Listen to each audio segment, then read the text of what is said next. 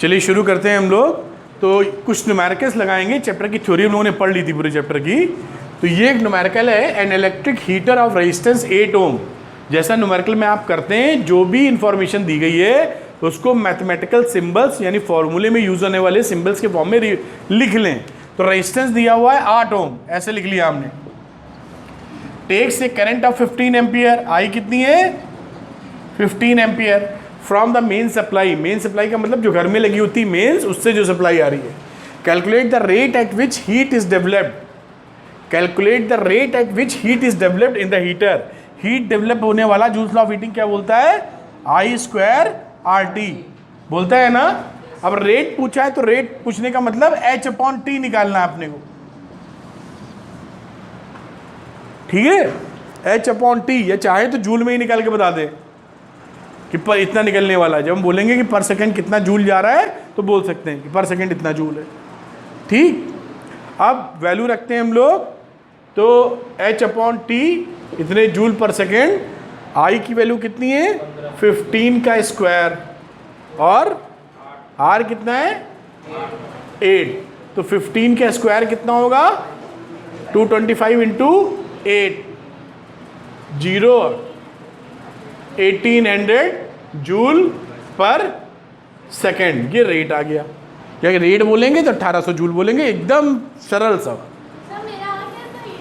Good तो अच्छी बात है। इसको विश्वास ही नहीं हो रहा कि मेरा न्यूमेरिकल हाई, मेरा न्यूमेरिकल कैसे हो गया है ना। ये एकदम एक्साइटेड हो गई। एनीवे गुड, जिसका भी हो गया अच्छी बात है। अगला अगर हाँ बोलो। नहीं, आप यही फॉर्मूला लगाएंगे, जूल्स लॉ ऑफ हीटिंग के लिए यही फॉर्मूला इस्तेमाल होता है। आंसर आ जाएगा चारों तरफ से, लेकिन इसकी आदत जहां भी हीट की बात होगी क्या लगाने का है, यही लगाने का, यही जूल्स लॉ ऑफ हीटिंग है, ठीक है ना। याद है फॉर्मूला ना, ठीक। अगला सवाल आपको सजेस्ट कर रहा हूं कि न्यूमेरिकल निकालने का जो तरीका बता रहा हूं वैसे ही करिए, तभी न्यूमेरिकल सॉल्व होंगे। जो डाटा गिवन है उसको सिंबॉलिक फॉर्म में लिखिए। जैसे लिखा है 100 joules of heat is produced, तो 100 जूल्स ऑफ हीट, तो H बराबर 100 जूल, ऐसे लिखो, तब कुछ पल्ले पड़ेगा। पर सेकेंड, ये क्या है पर सेकेंड, पर सेकेंड। तो 100 joules of heat is produced per second, H by t दे रखा है 100 जूल पर सेकेंड, दिख रहा है। आगे समझते हैं। इन 4 ओम रजिस्टर, तो R की वैल्यू कितनी दे रखी है 4 ohm. What is the potential difference across the resistor, V निकालना है हमें। जूल्स लॉ ऑफ हीटिंग से पता है अंशिका कि ये फॉर्मूला होता है, पता है तुमको। तो H upon T is equal to I square R. हमको R मालूम है तो क्या निकाल सकती हो, I square is equal to H upon T upon R कर दो चाहे तो। ये R नीचे चला गया ना। H अपॉन टी की वैल्यू दे रखी है 100 जूल अपॉन R 4, ये 25 आ गया। तो I कितना हो गया 5 एम्पियर, स्क्वायर था ना इसलिए। आई स्क्वायर इज इक्वल टू 25, तो I इज इक्वल टू 5। समझ पा रहे हैं कि नहीं समझ पा रहे हो गया सर। अब हमको V पूछा है, तो अब हमको I पता है R पता है, तो V is equal to I R लगा देंगे। तो I हो गया 5 एम्पियर और R हो गया 4 एम्पियर। आंसर आ गया 20 वोल्ट। खेल खत्म इसका। बहुत सरल सवाल, थोड़ा सा दिमाग लगाइए और सवाल घर लेके जाइए। तो इस क्वेश्चन को देखते हैं हम लोग ध्यान से। ये जो कॉन्सेप्ट है इसकी पूरी जानकारी क्लास 12th में लेते हैं आप। उसका नाम है व्हीट स्टोन ब्रिज, लेकिन ये बहुत सरल है। अभी हम आपको थोड़ा सा बताएंगे तो आप बहुत पकड़ लेंगे। जैसा नाम है व्हीट स्टोन, एक साइंटिस्ट का नाम था। ब्रिज का मतलब होता है पुल। पुल देखिए इन जगह, अच्छा हमने कहा कोई भरोसा नहीं, वो भी कह दो नहीं देखे। तो इस वाले में ये जो ए बी और इसका नाम है सी डी, ये जो रेजिस्टेंस लगे हुए हैं इसके बीच में सी डी पुल का काम करता है, पुल ब्रिज है। तो व्हीट स्टोन ने, ये थ्योरी हम बाद में किरचॉफ लॉ से समझेंगे, उतना डिटेल नहीं समझेंगे। अगर ये जो ब्रिज है, अगर इसमें अगर हम इसको P Q R S resistance मान लें और P upon Q is equal to R upon S का रेशियो अगर बराबर आता है तो हम बोलते हैं कि ये बैलेंस्ड व्हीट स्टोन है, व्हीट स्टोन ब्रिज। इसका मतलब क्या होता है, अगर ऐसा इस केस में है, ये देखिए 3/6 is equal to 10/20 which is equal to 1/2 है ना। अगर ऐसा होता है तो ये ब्रिज बैलेंस होता है, मतलब इस वाले रेजिस्टेंस में करंट नहीं जाती, इसका कोई लेना देना नहीं होता। फिर जो ब्रिज है उसकी ज़रूरत ही नहीं है, सारी जनता किनारे से ही निकलेगी। ब्रिज का किसी को इस्तेमाल नहीं करना, सुख शांति में सब मस्ती में चल रहे हैं। कुछ पल्ले पड़ रहा है क्या? नहीं पड़ रहा ना, नहीं पड़ रहा है तो बोलो पड़ रहा है। तो अगर ऐसे ब्रिज में P/Q is equal to R/S है तो ये बीच वाला पुल किसी काम का नहीं है, इससे कोई भी करंट पास नहीं होती। अगर ये काम का नहीं है, इसको छुपा दें तो ये दोनों सीरीज में है, तो ऊपर वाला 3 + 6 9 बन गया, बना कि नहीं ऊपर वाला, और ये दोनों सीरीज में तो नीचे वाला 10 + 20 30 बना। अब ये ऊपर वाला ये नीचे वाला पैरेलल में है, तो ये 9 और 30 पैरेलल में हुए कि नहीं हुए। अब पैरेलल में शॉर्टकट फॉर्मूला क्या है, R = R1 R2 R + R2 270/39। किसी से कट रहा है क्या? 3 9 27, 3 एकम 3 3 3 9 हो गया, खेल खत्म। इतना ओम इज द आंसर। अब मन में अगर ये प्रश्न उठ जाए कि सर अगर ये बैलेंस नहीं है तो, क्योंकि कोई गारंटी थोड़ी है बैलेंस हो, तो अगर बैलेंस नहीं हो सिद्धि तो आप 2 साल रुक जाइए, 12th में बता देंगे, ठीक है। तब जो थ्योरी कॉन्सेप्ट पढ़ना होगा उसकी जानकारी अभी देना उचित नहीं है ना। अगर बैलेंस नहीं है तो मिलेंगे 12वें दर्जे में, है ना, जैसे आप पढ़ने आए हमारे यहाँ फंसाए रहेंगे। तो अब क्या करें बेटा, अभी इन्होंने सवाल पूछा, तुमने बताया आपको।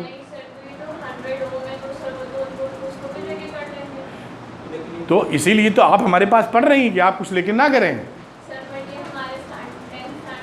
हाँ ये ठीक है, आपके यहाँ सवाल नहीं आएगा बोर्ड में, वैसे ये वहाँ आता है, हमने बताया ना आपको कहाँ आता है। तो बच्चों को बहुत अट्रैक्ट करता है क्योंकि वो फाउंडेशन क्लास चलाते हैं, उसमें बता दिया तो उनके लगता है अरे वाह मुझे आता है, अद्रिका को नहीं आता।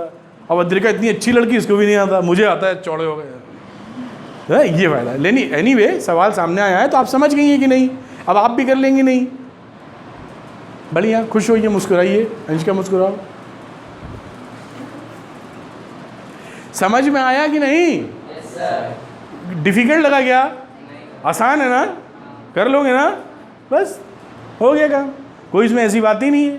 वो वही हम कह रहे हैं, वो ज़बरदस्ती सच बात क्या है कि यही ताम झाम करके आपसे लाखों रुपए वसूल लिए जाते हैं। और आपको पता ही, आप तो वैसे ही बुद्धू पैदा हुए हैं। बुद्धू का मतलब 10th वाला बच्चा 12th का क्या जानेगा, बुद्धू का ये मतलब है। बाकी तो ज्ञान ही है आप लोग, पढ़ाई छोड़ के बाकी ज्ञान भरा हुआ है, पढ़ाई में ज्ञान नहीं चल रहा है, समझ लें। तो इसी में मूर्ख बन जाता है बच्चा, वो एक्साइटमेंट आ जाता है, करे यार वो गजब स्पेशल बताया, बहुत गजब पढ़ो। अब गजब क्या पढ़ नहीं है, लेकिन अब ये बता देंगे तो आपको लगेगा अरे कितनी बड़ी बात है। मैं सुन रहे हो मेरी बात? तो रोहित क्या आप समझ पाए? इन्होंने हो सकता है पूछा और विंसर को आता नहीं आता, देख लेते हैं मजाक कर रहे हैं, आप पूछेंगे तो मैं अच्छा ही लगता है। नहीं आता होगा तो हम भी पढ़ लेंगे, उसमें क्या जरूरी थोड़ी सब कुछ आता हो। लेकिन हमारी इच्छा तो है जानने की, है कि नहीं? और जिसमें इच्छा है वही सफलता पाता है। क्यों सिद्धि? हाँ बोलना। हाँ नहीं ऐसे ही कर देगी। हाँ ये बोलने में विश्वास नहीं रखती हैं तो कुछ बोलती भी हैं। 9 में थी, मौन व्रत धारण की हुई थी, टुई टुई मतलब इसी में दुनिया बीत गई 1 साल। अब तो थोड़ा बोलती हैं सर नो सर। हुआ ये ठीक है? और कोई क्वेश्चन? ये समझ गया ना वीट स्टूम में? ठीक। और कोई क्वेश्चन जो इस चैप्टर का आप पूछना चाहते हो? हैं? क्या हुआ? कौन पूछ रहा है? सब आता है, बड़ी अच्छी बात। नहीं पूछना तो हम कोई क्वेश्चन और लेके करवा दें। कुछ पूछना है मयंक जी? सब आता है। विकास? हाँ अभिषेक? हाँ ये कुछ ढूंढे फिर मतलब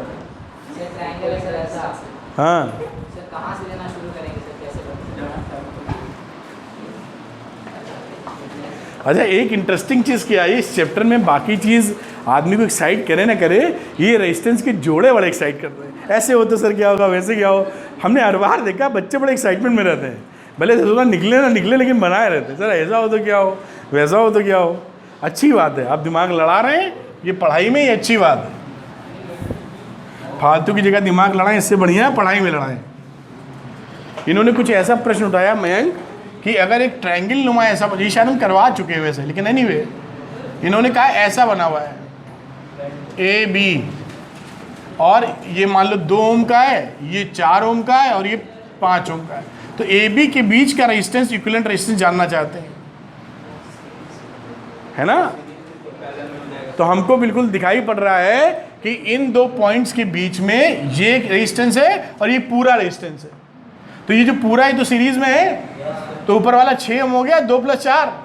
अब जो 6 हुआ इसके पैरेलल में है, तो 6 ओम और 5 ओम पैरेलल में है, बस R = 6 × 5/6 + 5 30/11 ओम। आंसर फटाफट पता यही चल रहा है, ये दोनों पॉइंट मिले, इन 2 पॉइंट के बीच में जो चीजें होती हैं वो पैरेलल होती हैं, इसके सिरे कॉमन होते हैं। तो एक रेजिस्टेंस ये, दूसरा ये, दोनों मिला के, अब दोनों मिलाने में ये दोनों सीरीज में है, तो इसको जोड़ लो आपस में, है कि नहीं। सीरीज में जुड़ के एक रेजिस्टेंस बन गया, ऐसे इन दोनों का इक्विवेलेंट क्या आएगा, एक रेजिस्टेंस ऐसा आएगा जिसे 6 ओम बोलोगे, इन दोनों का इक्विवेलेंट, तब ये नहीं रहेगा ऊपर वाला। पता नहीं समझ पा रहे हो कि नहीं समझ पा रहे हो, भगवान के नाम पे समझने की कोशिश करो। कुछ ऐसा बना 5 ओम और ये 2 और 4 मिलके 6 ओम ए बी, बस अब ये पैरेलल में हो गया, निकाल डालो। नहीं ठीक है, ठीक हो गई। और कोई क्वेश्चन? हाँ जी, ये भी कुछ उन्होंने घालमेल निकाला हुआ है। क्या बात, ये क्वेश्चन अच्छा है वैसे बेटा, गुड सिद्धि। सिद्धि आजकल खोजी दस्ते में शामिल है, खोज खोज के सवाल ला रही है। अरे हंसा करो सिद्धि, इतना सन्नाटा क्यों रहता तो चेहरे, मुस्कुराओ। ये तो लगता है बड़ी मुश्किल में है, अरे हंस तो रहे।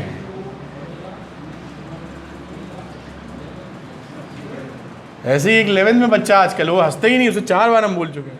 हमने कहा बेटा थोड़ा जिंदगी में मुस्कुराओ, इतना टेंशन किस बात का है, एकदम ऐसे। अरे भाई क्या हो गया है, पढ़ रहे हैं हम लोग, मतलब कोई इसमें क्यों इतना टेंशन लिए हुए हो। जब हम उसकी तरफ देखते हैं तो ज़बरदस्ती मुस्कुराता है। हमने कहा तुम्हें हंसी आ नहीं रही है, इसलिए कि सब टोक ना दे, तुम लगे हुए हो। और उसके पापा में लगते हैं ना, बहुत प्रेशर दिए रहते हैं उस पर, तो बेचारा वो पापा रहे ना पाए, हमेशा ही प्रेशर में रहता है। बेटा इसमें इसकी वैल्यू लिखना भूल गई हो, बैटरी कितने की है, तो इसमें लिखा क्यों नहीं है? सर को कंफ्यूज करना चाहती हो?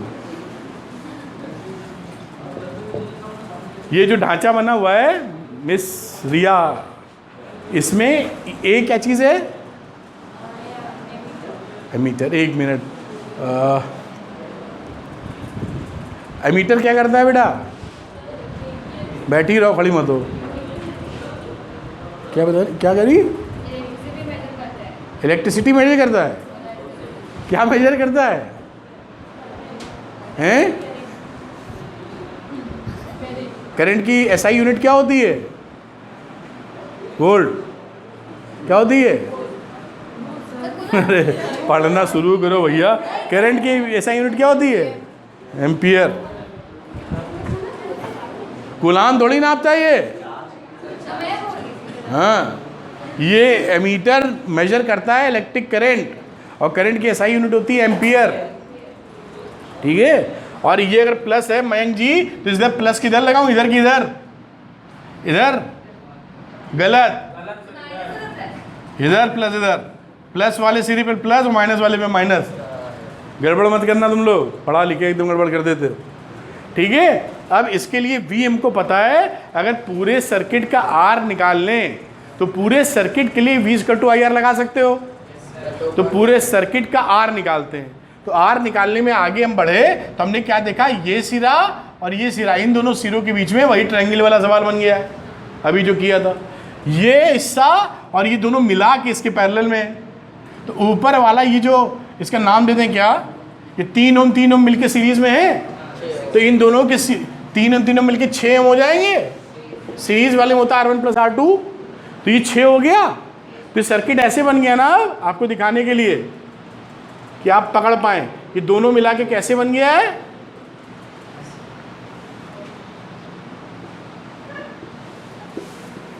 ये हो गया 6 ओम, ये 3 ओम, ये 0.5 ओम और ये 0.5 ओम। क्या एग्री करते हो? क्या हो गया ना? ये इस तरह का सर्किट हो गया। तो ऊपर निकाल के अब इन दोनों, ये दोनों पैरेलल में, तीनों 6, तो इन दोनों का इक्विवेलेंट क्या आ जाएगा? पैरेलल में फार्मूला आर इक्विवेलेंट क्या लगता है? R1 R2 R1 plus R2 18/9 2 ओम आ गया। अब ये दोनों को मिला के ऐसे ही बना सकते हो ना, केवल 2 ओम का रेजिस्टेंस।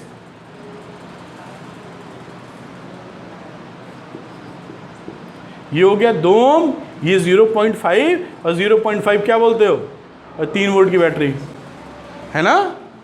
अभी तीनों सीरीज में है, देखो सीधा सीधा, तो सबको जोड़ोगे तो 2 और आधा आधा 1, 3 ओम हो गया। तो पूरा आर, तो आर कितना आया? 3 ओम पूरे सर्किट के लिए।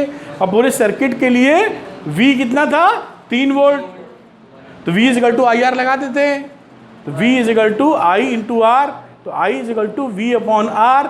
V है 3 वोल्ट, R है 3, तो आंसर हो गया 1 एम्पियर। तो इस एमीटर की रीडिंग होगी 1 एम्पियर आंसर। लेकिन सवाल आपके हिसाब से गुड सवाल है, वेरी इंपॉर्टेंट लिख देते हैं। सिद्धि ने बहुत अच्छा सवाल पूछा, गुड। बात समझ में आई है? कहीं कोई तकलीफ? क्लियर है? एग्जाम में आ गया तो कर लोगे? सरल लग रहा है? चलिए गुड, नोट करो। अरे 0.5 और 3 ओम सीरीज में नहीं है, बीच में तार लगा है ना, तो कहाँ सीरीज में? सीरीज में तो तब कहते हैं बीच में कोई नहीं होता। सीरीज में ये और ये पूरा सीरीज में है, ये ढांचा, ये इतना, इसी की तो वैल्यू निकली 2। एक सीरीज का मतलब क्या है? एक रेजिस्टेंस खत्म हो तो दूसरा शुरू हो, तो दूसरा 3 नहीं शुरू हुआ है, ये पूरा शुरू हुआ है। देखो ये पूरा मिलके शुरू हुआ है कि नहीं? नहीं समझी ना? कोई और क्वेश्चन पूछना है इस चैप्टर का? पूछो भाई, क्या डाउट है मन में?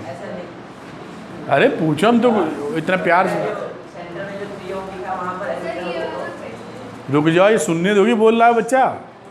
हाँ जो बीच में 3 ओम लिखा है ये, हाँ सर वहां पर मीटर होता तो इस चीज का लाइन यहाँ जब होता तभी सवाल थोड़ा और कॉम्प्लेक्स हो जाता, निकल तब भी आता। हम आपको हिंट देते हैं, करके नहीं दिखाएंगे। ये कह रहे सवाल समझना, इन्होंने कहा मयंक जी कि सर एमीटर हमने यहाँ नहीं लगाया है, एमीटर हमने यहाँ लगाया है ना विकास। तो अब क्या करना पड़ता कि हमें पहले ये जो है ना, ये और ये पैरेलल में, तो हमें पोटेंशियल ड्रॉप पहले निकालना पड़ता इसका, ठीक है। जैसे अभी पूरे सर्किट का निकाले हो तो V आया है 3 वोल्ट शायद, और I आई है 1 एम्पियर, ठीक है। तो इस पे कितना ड्रॉप होगा? I into R, 1 ampere into 0.5, यानी 0.5 वोल्ट इधर खर्चा हो गया और 0.5 वोल्ट इधर खर्चा हो गया। 3 में से 0.5 निकल गए तो कितना बचा है?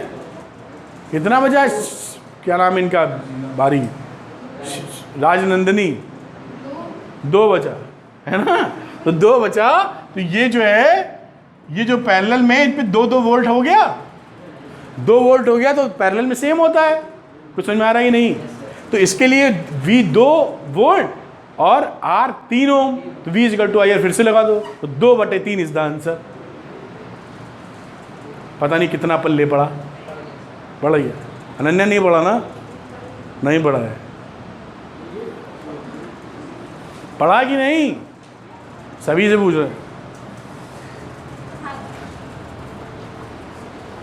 रिया नहीं ना?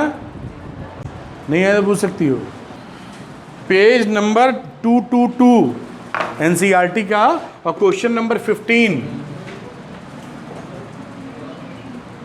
क्वेश्चन क्या मैं लिख नहीं रहा हूं, पढ़ के बताता हूं। 2 लैंप्स, 2 लैंप है हमारे पास, जिनकी रेटिंग है, एक की रेटिंग है 100 watt at 220 volt and the other is 60 watt at 220 volt. Are connected in parallel to electric main supply, parallel में लगाए गए। What current is drawn from the line if the supply voltage 220 volt. दोनों को हम लोगों ने कैसे लगा दिया है, लैंप 1, लैंप में L1 लिख दे, समझ रेजिस्टेंस ही दिखाते तो ये लैंप 1 है, और इसी तरीके से लैंप 2 है, इसको पैरेलल में लगाया, 220 वोल्ट की सप्लाई दी है। पूछ रहा है कितना करंट दोनों ड्रॉ करेंगे, ये बता दो भाई। पीछे पास कर दीजिए, ठीक है। अब हमको मालूम है कि 220 वोल्ट की अगर सप्लाई दी गई है दोनों पैरेलल में, तो इसके लिए भी 220 वोल्ट अवेलेबल है और इसके लिए भी 220 वोल्ट अवेलेबल है। इस वाले में रेटिंग थी, यानी पावर थी और वोल्टेज थी, तो P इज टू VI है ना ये। अब यहां पर बात करें तो क्या है, देखो V है 220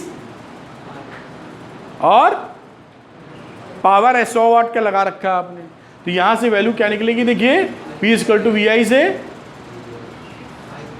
I लगा दो, या इस केस में क्या लगाते हैं नॉर्मली ना हम लोग R लगाते हैं, क्योंकि R नहीं चेंज करता है, तो क्या लिखते हो, P is to V square upon R। तो R निकाल लो, R is to V square upon P। V square था 220 वोल्ट, 220 वोल्ट, और P कितना है 100, 22 इंटू 22 484 का रेजिस्टेंस है पहली वाली लैंप का। दूसरे का निकाल लेते हैं, तो R2 कितना हो जाएगा, V स्क्वायर अपॉन P या ले के लिए, तो V स्क्वायर हो गया अगेन 220 अपॉन 60, 2 3 जा 6 11, तो कितना हुआ बेटा 2420/3। क्या ये सही लिखा है, ठीक, ये वैल्यू निकली। अब यहां पर लेने जाओ तो वोल्टेज दिया है और R पता है, R ये देखो ऊपर वाले का R1। अब यहां से भी I निकाल लो, तो I is equal to V upon R1। V1 है 220 वोल्ट और R1 कितना है 484 ही है ना, तो कितना आया, 4 से कट रहा है क्या, 4 से नहीं कटा क्या, 11 चौक 44 44 आ तो गया 44, अरे 10/22 यानी 5/11। ये इतने एम्पियर की करंट पहले वाले में, राजनंदी दिख रहा है। और इसी तरह I2 में आ जाओ, तो V2 220 वोल्ट अपॉन R2, और R2 की वैल्यू कितनी है 2420/3। आप जानते हैं कि इसको मल्टीप्लाई करना हो तो उल्टा करके मल्टीप्लाई कर देते हैं, मालूम है ना। काट पीट डालो, 2 से जाएगा 11 2 22, जीरो उड़ा दो पहले, ये 0 0 कट गया, फिर 11 2 22, 11 2 22, 2 11 3/11 एम्पियर। आराम से कैलकुलेट कर लेना। तो इसमें जाएगी 3/11 एम्पियर और ऊपर वाले में जाएगी 5/11 एम्पियर। ठीक है क्या, ये आंसर होगा।